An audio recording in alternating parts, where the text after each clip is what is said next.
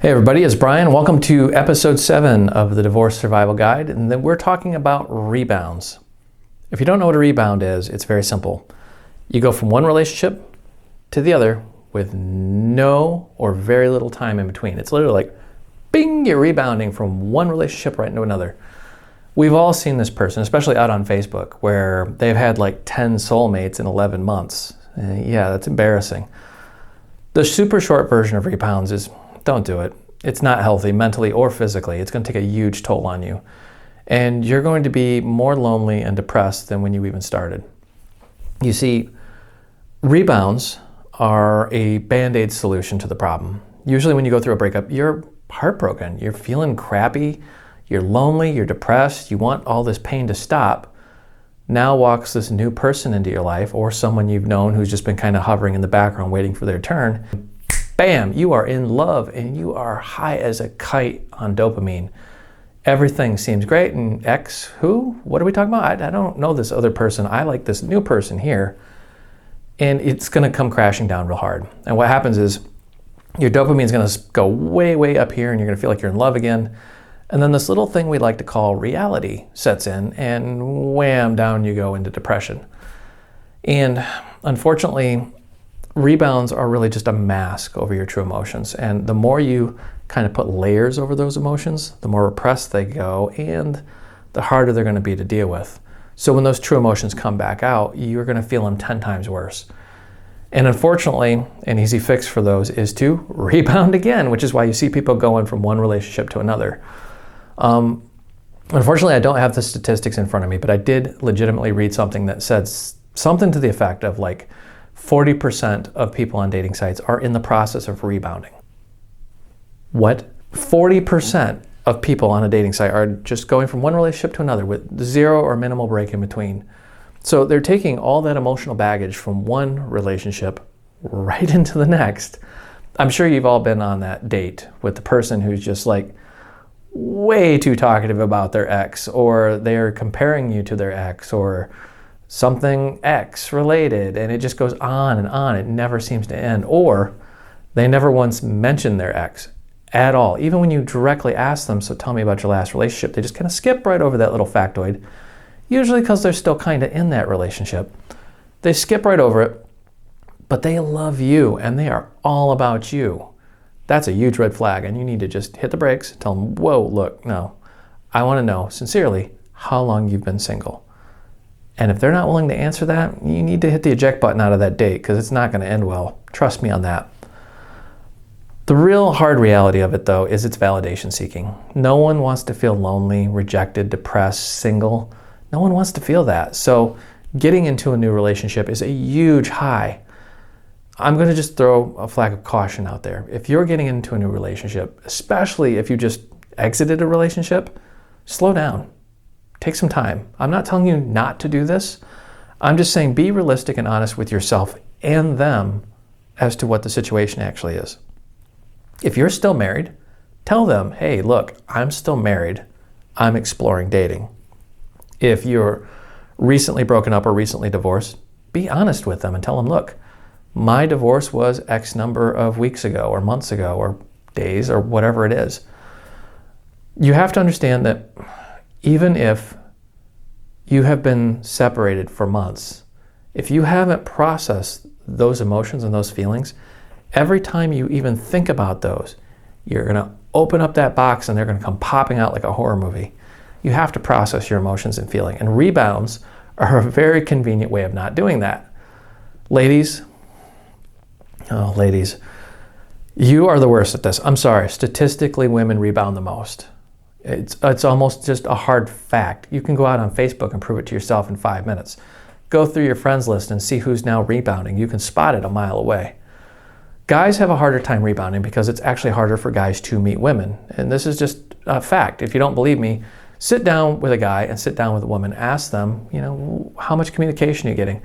The average woman is getting about 10 messages a day from strangers, total, complete strangers. These are the guys going, hey, beautiful, hey, gorgeous, good morning, I'd like to get to know you, blah, blah, blah. Their inboxes are packed. So for women, it's very easy to just go, forget you, I'm going off to this new guy, because they've got at least a dozen new guys sitting there. Men, on the other hand, the atypical guy, has very few options. It's just sucks. It's the way it is for most guys. I had a really weird experience because that was not the norm for me. When I decided to go out onto a dating site, I had a metric flood of messages, and it was just sickening to try to even go through them all. I actually felt bad because there's no way, if I took an entire year just to stop my profile and read through the messages, that I could get through them. And it's not that I'm special or unique or had this killer profile or anything like that. It's just, I've dated before. I know the game. I know how it works. But the average guy out there doesn't have a clue how this works. So men have a much harder time rebounding. There's kind of like a joke between men and women, right? That when a breakup happens, a woman cries and then is happy later on, where a guy parties and then is sad later on. That's usually because of the rebound. Women will rebound right back into a new relationship. So they'll be bawling their eyes out for a week or two, and then boom, they're off into a new relationship. Now, before I get hate mail, no, I'm not saying every woman out there. I'm just saying a lot of you ladies do this. Whether you want to admit it or not, it happens. Guys tend to party because they're now free and thinking they're going to have this great, great life, and then reality hits and they're really kind of lonely and sad and they're not moving on in life, and they join a dating site and they're competing with all these other guys, and that's when they get sad. Guys, if you're listening and you're going through this, I want to tell you something. I want to let you in on a little secret. The best way to meet a woman is to not try to meet a woman. It's very counterintuitive. Do not try to meet a woman. Instead, focus on yourself. Be very selfish. Learn a new skill. Make money. Go on that great vacation.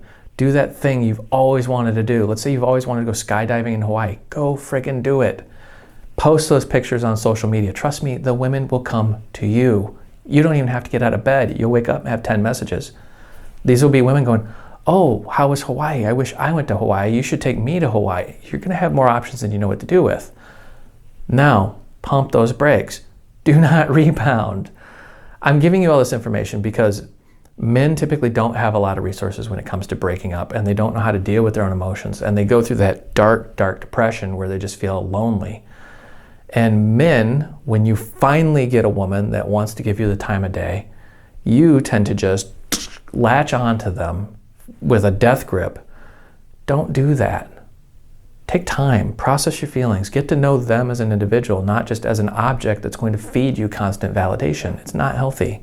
Really, you need to bear in mind is that some people never heal from a relationship. They just don't, because they never take time to just mentally or even spiritually kind of cleanse themselves and take time to learn and grow from their mistakes. Instead, they will just bounce from one relationship to the next over and over and over.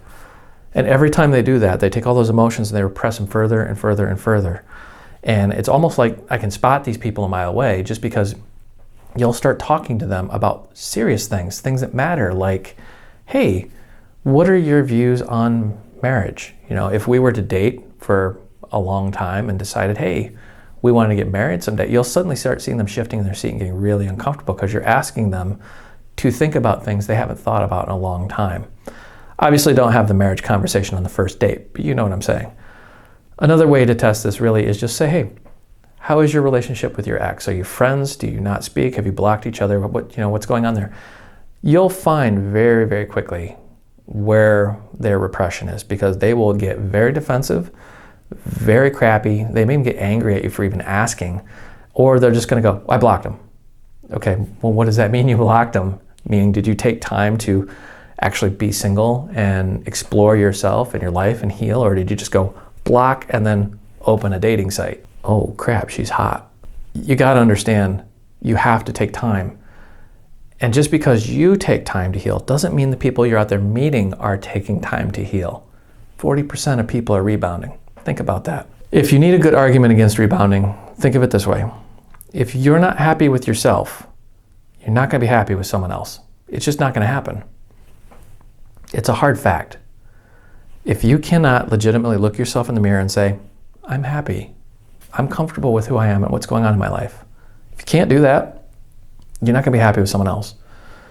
Someone else coming in and love bombing you and filling you with validation and joy is just a temporary measure, and you're going to be really depressed when that's over, and you're going to have to pretty much either dig down and do a lot of deep inner work to recover from that, or you're going to rebound right into another situation like that. The biggest red flag I can give you if you're beginning to date someone and you wonder if they're rebounding is, are they getting attached too fast? If they say, I love you, and you kind of flinch at that, yeah, it's too fast. If you say you love them and they flinch at that, it is too fast. Love is a mutual thing, and it should be very natural. You should almost just look at each other and go, well, we love each other. We just know it. It's like you don't even have to say it at this point, but you say it because you want to express it. The other key thing is if they're not willing to talk about their past, that means they're repressing their past. Now, you don't have to know excruciatingly every single little detail of their past, but if they're not willing to just sit down and have an adult conversation about their ex or their ex relationships, they're repressing it and they're probably rebounding. The major reason why you don't want to rebound is, well, you're going to hurt yourself. You're going to hurt yourself really bad because you're going to rebound and you're going to repeatedly rebound, and you're going to go deeper and deeper into a depression when you finally have to process those feelings. So my advice, take it or leave it. Don't rebound, stay single for a while, feel your feelings, get professional mental help if you need it, and just come to terms with the fact that your relationship ended, and getting into a new relationship isn't going to fix the one that failed, and it's not going to make you feel happy. I mean, you'll feel good for a day or two, but all those old feelings and patterns, they're going to come back, and they're going to come back even stronger and harder, and you're going to be not in a good place. I want to end this video on a final note. And this is going to be painful, but you may need to hear it. If your spouse or your ex-spouse, if you're recently separated, if they're rebounding, there's nothing you can do about it. I'm sorry, there's nothing. It's going to suck. You're going to feel betrayed. You're going to feel bad. You're going to watch them going out having all this fun, and you're going to be going, why can't I go out and have fun? Why do I got to sit here and be friggin' lonely and miserable while they're out living their best life? Don't rebound just because they're rebounding. Actually, I would encourage you to watch them. And I can almost guarantee you what's going to happen. They're going to rebound. Then they're going to crash really, really hard. And, it may be, kind of one of those moments where you say, I told you so, or you can laugh a little bit, but watch and learn their behaviors. Because what's going to happen is after they've rebounded 1 or 2 times, they're going to come back to you, and they're going to try to rebound with you because they know they'll get that dopamine spike and that validation from you. So what you'll likely see is your ex will go out and they'll rebound once or twice to other people, and then they're going to come back and just love bomb you with a vengeance. And if you don't know what love bombing is, go look it up. It's scary. What a love bomb is, somebody will come at you and they will just, oh my gosh, you're so smart, you're so beautiful, you're so funny, oh, you're so great. I mean, they just start whipping compliments at you. They maybe get you gifts out of nowhere. I've had that happen where, an ex just shows up at my doorstep and goes, here, I got you this. And I'm like, why are you at my home? It's what people do. They will love bomb you to try to get back with you. And it works. That's the scary thing, is it really does work. But I would encourage you not to rebound with your ex. Instead, work on yourself. If you and your ex are going to get back together, it's going to take time. You're going to have to work at it. It's not some magical thing that's just poof, going to suddenly reappear. So go work on yourself. Develop your skills. Find new hobbies, make new friends. Go do things you've always wanted to do. Be happy. Because the most attractive thing in a person is happiness. And if you're happy, your ex and other people are going to be really attracted to you. And you'll have more options. And options are always a good thing, especially in the dating world. But on the topic of rebounding, don't do it. Just don't.